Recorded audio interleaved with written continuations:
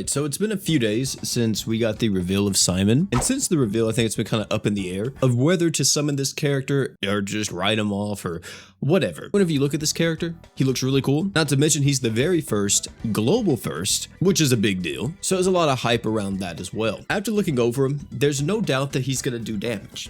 It's just getting to that damage may prove more difficult than it's necessarily worth. If you don't know anything about Simon the Eradicator, his entire gimmick is that he's able to stack his own damage for every enemy that he takes out. So you have to put on equips that hit relatively hard, or using his art to try to take out some more enemies, because his art directly states that whenever you use it, he does buff up his own arc gauge by 100, so you get it right back. You know, it's free for you to use if you want to. Also, another thing that's really cool about this is that on bosses, this just constantly stacks dark res. We haven't seen how the art looks yet. I have seen some concept footage, and that concept footage, the art was very lengthy. It was not very quick whatsoever. So if that is how it is in the final product, because they've only showed us the super art and origin bullet since that time, so maybe they sped up the art from that period, but I doubt it. Now, with other characters, I may not talk too much about their speed of their animations. Like, for example, for someone like Hoka, the speed of his animations doesn't necessarily matter because he applies his buff instantaneously. But if he had something that applied a debuff, like his true art, speed does matter for that. Since if you're slow, then you're not going to be able to apply the crit res down, aka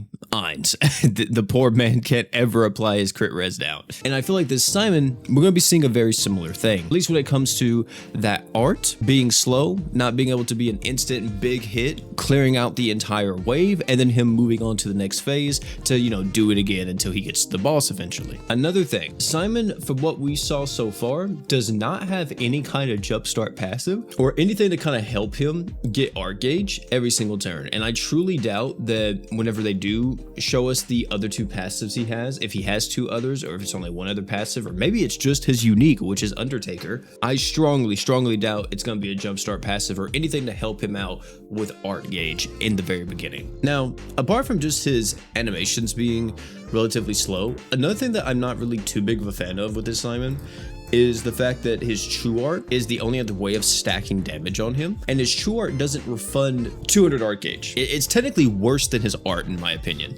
His true art only gives Simon 50 art gauge, and you increase single super art and origin bullet damage by 150%, and then of course this resets after you use your origin bullet or super art, from what I can tell. Which, by the way, you're not going to be using the super art in most cases unless you just don't have the origin bullet. That would be the only time you use the super art, because in every other situation you're going to be using that origin bullet. So you have to stack this true art to get as much damage as possible. Who knows how long this true art animation is, by the way. And then you have to use your origin bullet to deal crazy amounts of damage. So in total here, you need 1000 art gauge to fully stack your true art, and then you need 300 more art gauge after that to use your origin bullet to deal the crazy amounts of damage that you just stacked. But mind you, if it doesn't insta-kill the boss, you will only have one other origin bullet that you can use for that fight in sustained content if you're using his true weapon. And let's not forget, you gotta restack this damage on the origin bullet from the true art. The point that I'm getting at here is that this Simon is truly just a huge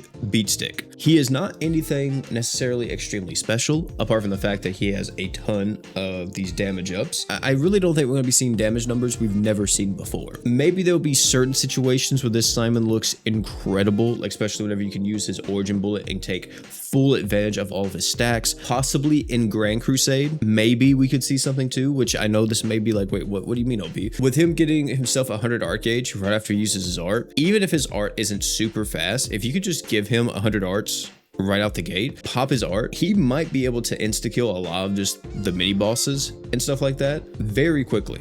But at the same time too, you don't really have to go through all that if you already have a jumpstart character that can just give themselves 200 art gauge or 100 arts or whatever right out the gate and insta-kill the mini bosses as you're going through the map anyway, right? Which then brings me to my next point. In the mines, Simon will be very good. However, that's also where he has some of the most competition, because in the mines you have characters like Okarun. You still have the GOAT Jay. You have Summer Miyu. You got Yomu now as well, which is, you know, a brand new jumpstart character. So you have to pick between using them and this Simon, and I'm just gonna be honest with you, you're not picking Simon over Okarun. You're not picking Simon over Summer Miyu, in my opinion.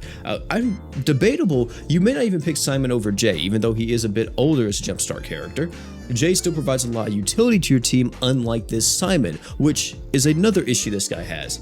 This guy is truly just a DPS character that provides little utility to your team, which now brings me to the point which kind of hurts the most to say. If you're someone who is very cautious with your crystals and you want to save for like the big boys, you know, your Reinhardts, your Shalas. In the future, you got your Janes and your Azurites and all them. You don't summon for this guy, unfortunately. I really don't think it's even worth doing a multi on him unless like his outfit or something, or you think, his animations are dope. Then by all means, throw a multi at him, see if you get lucky, maybe do a few Alk summons, because he is a GS unit, so he should have his own Alk banner. But if you just care about summoning for meta and not really anything else, yeah, man, Simon just isn't it. And God, dude, I hate that. But he's still cool. I'm going to be summoning for him. What can I say? I got my hands up. I'm still going to summon. Thank you all so much for hanging out. It's been your boy P. I've been wanting to make this video for a minute, but I was sick this past weekend, like completely sick. I was just in my room, chilling, laying down, sleeping, or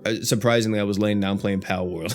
So yeah, that's literally all I was doing, trying to recover from my sickness this weekend. But hey, thank you all so much for hanging out.